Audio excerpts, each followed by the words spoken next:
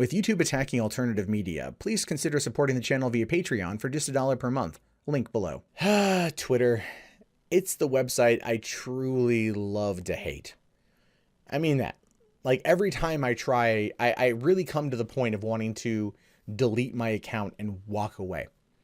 Something always pulls me back in.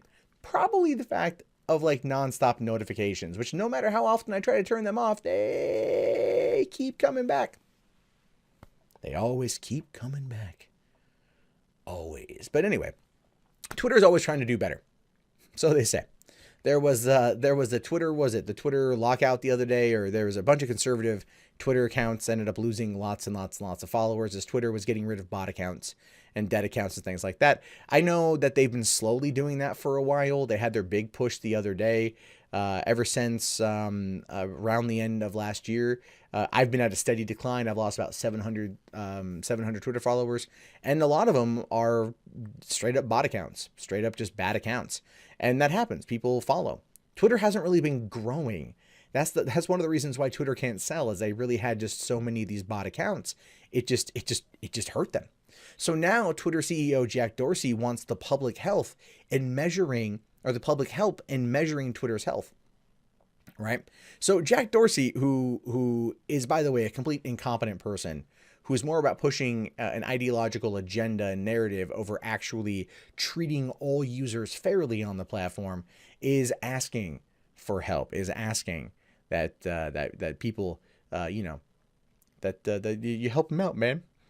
So it says here that Twitter CEO Jack Dorsey wants the public help in measuring the health of conversations on Twitter in an effort to combat the widespread abuse and hostility on the service.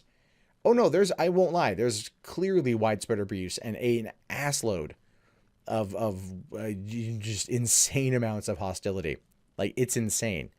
But then again, it's a service designed around 140 characters, and you can even create anonymous accounts. So like, yeah, this kind of stuff is pretty much like the hotbed of it.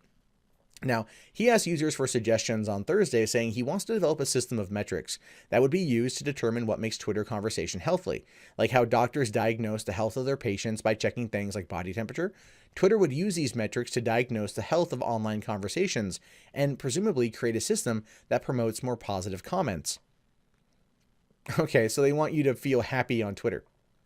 They're trying to copy Facebook here, and they really are. Facebook knows, their algorithm knows like what will make you happy and what will make you sad, and they want you to be happy, so they will basically try working with you, looking at what you look at to tailor certain things to make you happy. They'll be able, they can truly figure this kind of crap out, and it's pretty scary. Obviously, Twitter wants the same thing. Twitter's probably thinking, like, well, Jack Dorsey obviously is thinking that if they're able to somehow create an algorithm that will determine the mood of the person, and they're able to then kind of pepper in happier, more jovial comments and conversations, then it might then elevate the person's mood and not be as hostile on Twitter. Although after all these years of Twitter, I don't even think that's possible anymore. I really don't. Like, not when you have blue checkmark people that are always freaking attacking everybody else. Right? That's why one of the reasons why they say, oh, blue check mark pretty much means like you're protected at Twitter. It's not entirely true. They've gotten rid of a whole bunch of conservative people and their verifications, but they left the liberals alone, right? The liberals that espouse nothing but like, communist rhetoric, and they say stuff like kill all men and down with white people and stuff, like really racist, sexist, derogatory stuff that if you call them out on, they just hide behind their block bots. They don't create any kind of healthy environment, but they're the ones that are not only protected, but now under the new verification system, they are endorsed, essentially, endorsed by Twitter. Now, Dorsey acknowledged Twitter's failure to rein in some of its more toxic users over the years, saying the company has witnessed abuse, harassment, troll armies, manipulation through bots and human coordination, misinformation campaigns, and increasingly divisive echo chambers. Oh, really? You want to talk about increasingly divisive echo chambers? Have you met Will Wheaton? One of the guys that you promoted extensively through the early years of Twitter. In fact, one of the reasons why that mop-headed bastard actually has the millions of followers that he does is because when you, i.e. Twitter, brought someone in, when someone opened a new account, you would say, hey, why don't you go and follow these people like Ashton Kutcher or Will Wheaton or other people in gaming and tech, curated lists of people that you literally forced on them by telling them, why don't you go and follow these 10 people? Therefore, endorsing those and probably the viewpoints, maybe not so much at the time, of these celebrities that had endorsed your product. So if anyone here is to blame ultimately for Twitter's downfall in that regard, it's you. It is. I'm sorry. It just truly is. Now, while Twitter loves instant public global messaging and conversation, the company didn't fully predict or understand the real world negative consequences. We acknowledge that now and are determined to find holistic and fair solutions. I think that's one of the reasons why they gave us 280 characters. I do. I think they gave us 280 characters so then we would so we would have more to write, so we wouldn't be as bound and restricted, to be a little bit freer. And I'm honestly on board 100% with 280. I like it quite a bit. But I can understand too what Jack is trying to do. I do. But you know where this is aimed. This isn't aimed at his allies, at his blue checkmark allies. This isn't aimed at people that are like that. This is aimed at people like me, or like Sargon before he was booted off of Twitter, right? Or Milo before he was booted off of Twitter, by so many people who've been booted off of Twitter because they didn't espouse the same political narrative and rhetoric and ideology and BS that people like Jack do. You know, not everyone out there can go and get photos with DeRay McKesson Jack, right? Yeah. Anyway, Twitter has said several times that it would take steps to stop offensive comments. It started removing the verified status of popular users, indicated as a blue checkmark on their profiles, who post racist comments. But again, it's you know, blue checkmarks are saying kill all white people, totally fine. Totally fine. But you say kill all black people, whoa, man, whoa. That's going too far.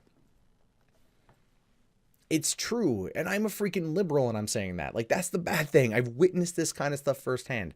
So that's why I have to laugh at this sort of thing. It's like he wants a more, you know, he wants progress. He wants to make it a more healthy, entitled experience for everyone involved, but he's not going to turn the spotlight on himself.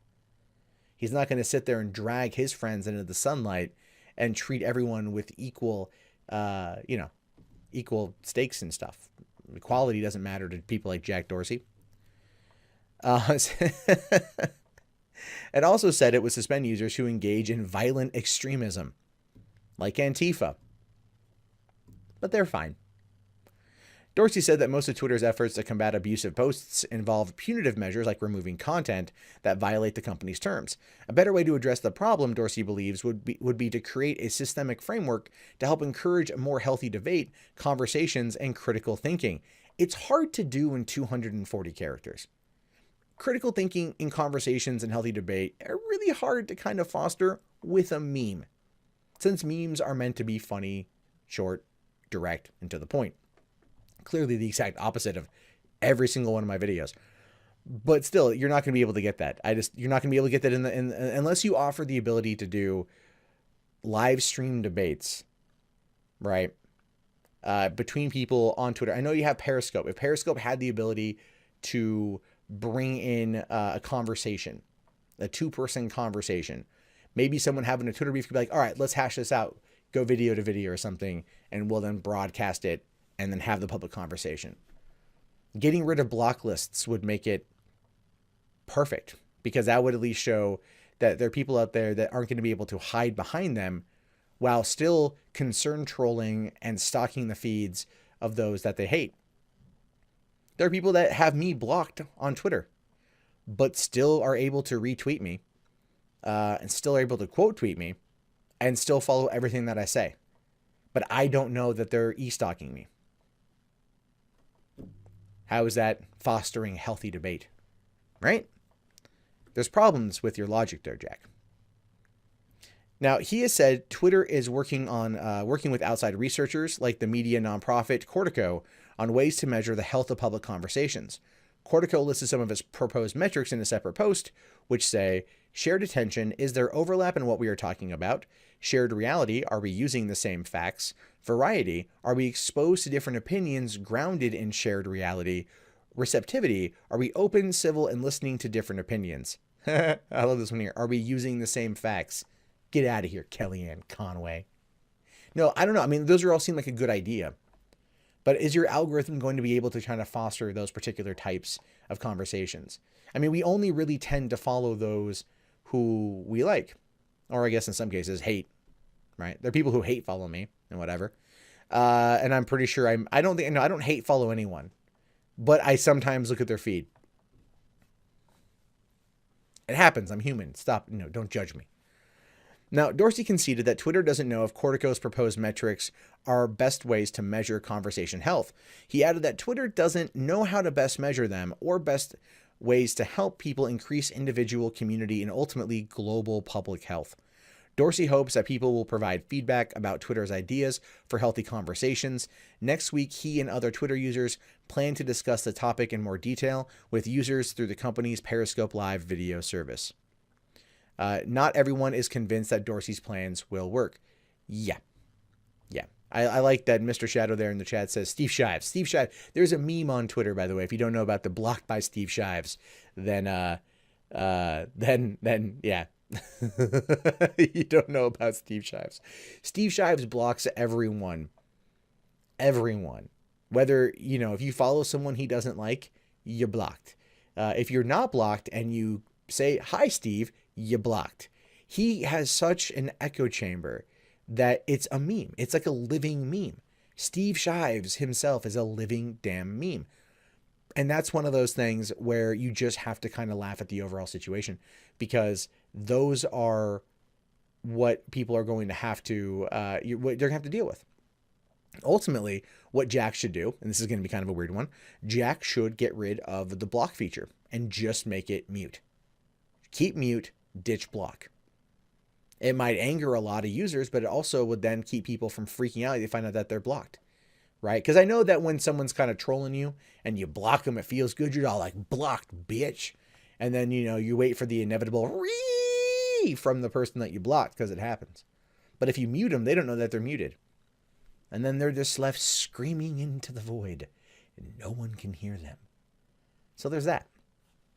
Now, others could argue, but they're able to then see who comments to you, and then they can harass them. They could do that anyway. They could do that anyway. They could, but the blocking does more negative than it does positive.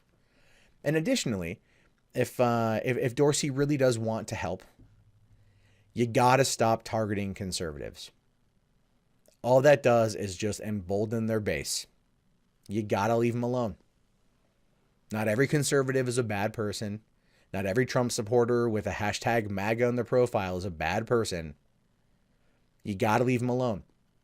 Because when it comes to liberal companies trying to talk about censorship and talk about ways to cull the system from bad actors, oftentimes it goes over to the conservatives.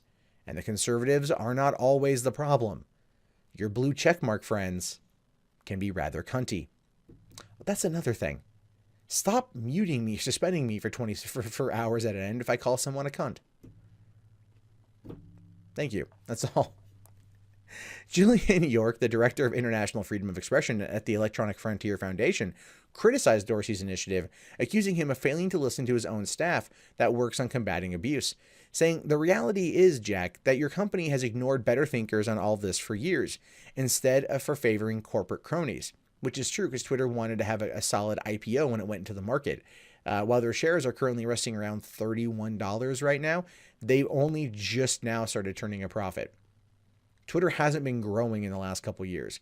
Last year, and I mean this literally, last year, Disney had the opportunity to purchase Twitter. There was actually supposed to be bids coming in from 4 separate companies. Disney, Microsoft, I want to say Sprint or Sun Systems or something like that, and another company, and none of them did it. Instead, Disney purchased a streaming service, and they're going to be taking on Netflix. Nobody wants to buy Twitter. Why do you think Jack wants this to be a thing? Because he knows nobody wants to buy Twitter. So if you can find a way to get rid of the bad actors or find a way to foster healthy conversations, then maybe someone will buy you. And then you can finally get out of this job you clearly freaking hate. So ultimately, looking at the situation, it boils down to this. This is just a way to kind of clean the apartment before trying to sell it. Now, it goes on to say here, some folks inside your trust and safety council have privately told me they're just there to make you look good and that you don't listen. Yeah. Is any of those people Anita Sarkeesian?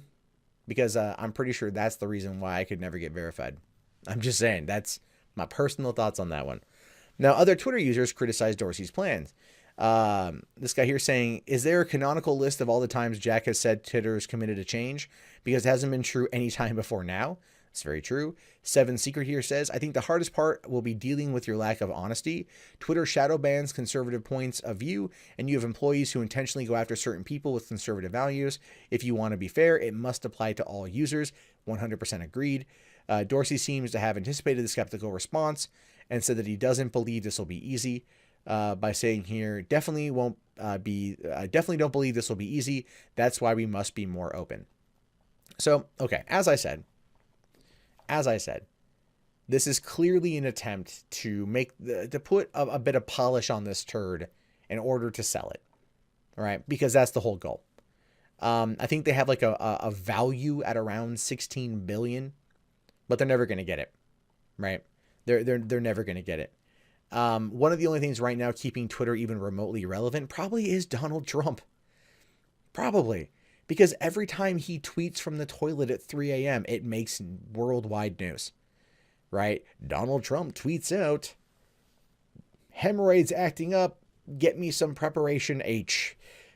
And Preparation H stocks, they skyrocket. And it calls for Obamacare for people to get their hemorrhoids looked at, also skyrocket. I mean, look, that's the whole point. So anyway, stupid, dumb joke aside, if there is to be change, it has to be equality. And I mean true equality. You have to be willing, Jack Dorsey and the other people at Twitter, to put your money where your mouth is and not just cater to the liberal voices that are ultimately as fascist as those that they hate.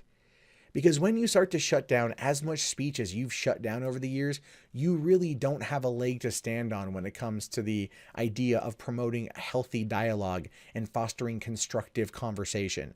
What you want is to find a way to make Twitter users less hateful towards each other so you can, in fact, sell the company. And I'm going to tell you the one piece of advice I would tell you, regardless of anything you suggested.